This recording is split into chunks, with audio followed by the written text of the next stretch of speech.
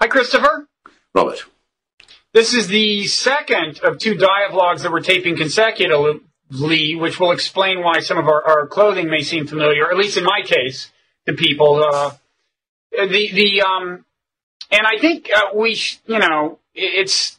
I plan to use this fact defensively. Should my mind seem to weaken, it's 2 consecutive hours of discussion/debate with Christopher Hitchens is something that no one should have to do. It's strenuous, but thank you. I think we persist. What'd you say? I said thank you. I think. Yes. No, I meant that in a nice way. We'll get to the stuff that I don't mean in a nice way shortly. In fact, let's start with one. The one thing. Okay, we're going to talk about religion now, and one thing I've always wanted to ask you is about the subtitle of your well-known book, "God is Not Great," which is I think it's either how or why religion poisons everything. Yes. Probably how, right? And I've often wondered how literally you mean that. I mean, you don't mean I shouldn't drink this glass of water because everything has been poisoned by religion, right? You're not taking it quite that far. No, but I do say that it does, so to speak, poison the whole well, in that it attacks us in our deepest integrity. The main point I encounter in debates with the faithful is the claim that without a supernatural guidance, we wouldn't ourselves be able to determine right and wrong or distinguish between the two. That we're playthings of a dictated morality. And I find that objectionable for so many reasons, but the one I'll isolate for this purpose is that it appears to rob us of our responsibility as well as our integrity. And so, yes, that actually would, once that attack's been made, it will creep into absolutely everything, and I think does. Mm-hmm. I guess I don't think it's as easy as some people do to, and this is not a defense of faith by itself. It's just a point. I don't find it as easy as it is commonly asserted by, in particular, Dan Dennett, for someone without reference to religious assumptions to construct a morality and indeed to sustain a belief in absolute right and wrong. Now, I myself am faced with that challenge because I don't subscribe to any conventional religious faith or claim any kind of revealed faith that would guide me here. So I'm familiar with the problem of trying to construct on a secular foundation a moral philosophy to live by. I actually think, and I think most philosophers who study what is it called, meta-ethics, I guess, the ultimate foundations of ethics. I think most of them would agree it's a quite contentious question as to whether it is doable. I mean, where do your moral? I mean, you tell me. You, I think, believe in right and wrong in some fairly absolute sense.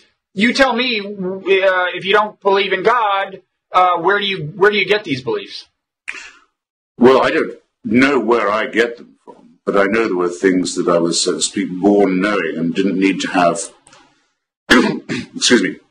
instilled in me or inculcated. And I think that the origin of them is what's made our civilization possible, which is that as a species, once we left the savannah, it was necessary to have, well, and indeed I'm sure on the savannah as well, to have a certain degree of solidarity, reciprocity, mutual aid. It might sound reductionist to say that it's evolutionarily advantageous to have this. Other species have it too, as we've observed. They have families, they have solidarity in the face of enemies, they care for their children, and so for their young, let's say. It's not peculiar to us, but we have a special awareness of it, and we seem to have a revulsion to the same sorts of things. In other words, to keep it at the primitive level for now, I mean, incest and cannibalism, say, hardly need to be forbidden by any religious code. Some religious codes actually almost mandate them, but they don't last for very long because people who practice incest or cannibalism won't make it. Those societies will collapse, or those tribes will collapse. Now, some people would want to say, I suppose, this sounds a bit cold or a bit mechanistic. I mean, what of altruism and so forth? Well, I can't tell you either why it is that I get pleasure from making a blood donation. But I do. I enjoy doing it. I feel I've done a good thing. Makes my day. In addition to that, I haven't lost a pint of blood, or only for a few minutes. I regain it with a strong cup of tea.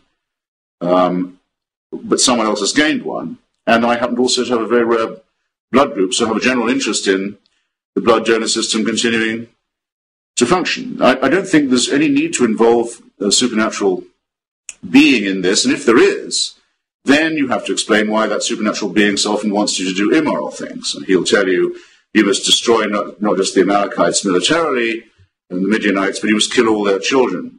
And enslave for prostitution their women and the livestock. If yes, I mean, these things are, or you must mutilate the genitals of your children. Something that wouldn't naturally occur to me to do. You're suddenly presented with a baby girl or a baby boy. You think, here's the first thing I've got to do to prove I'm in line with divine morality. I must find a sharp stone and hack around at their genitalia, which appears to suggest, by the way, that the argument from design is also nonsense because you're born into the world with stuff that God thinks is superfluous, having gone to all that trouble to make you in his image. Yeah. This is nonsense. It's also, I think, wicked nonsense.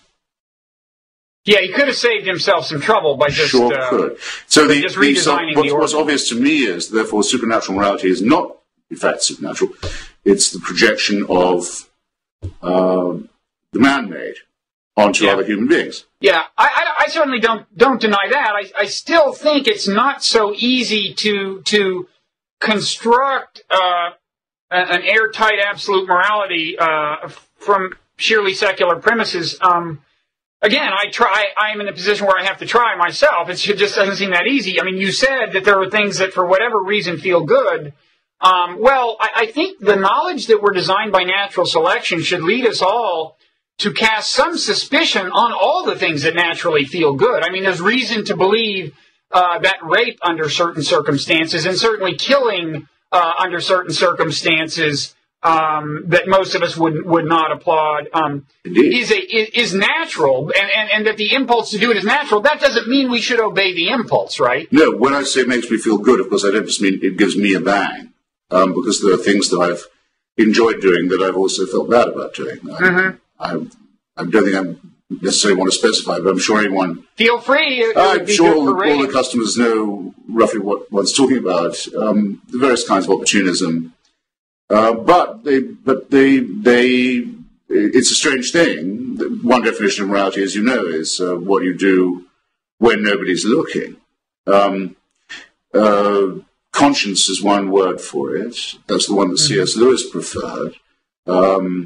Adam Smith called it your unseen auditor. You feel that you don't want to be looked at askance by someone you don't actually know, but you can imagine taking a bit of a dim view of what you're doing.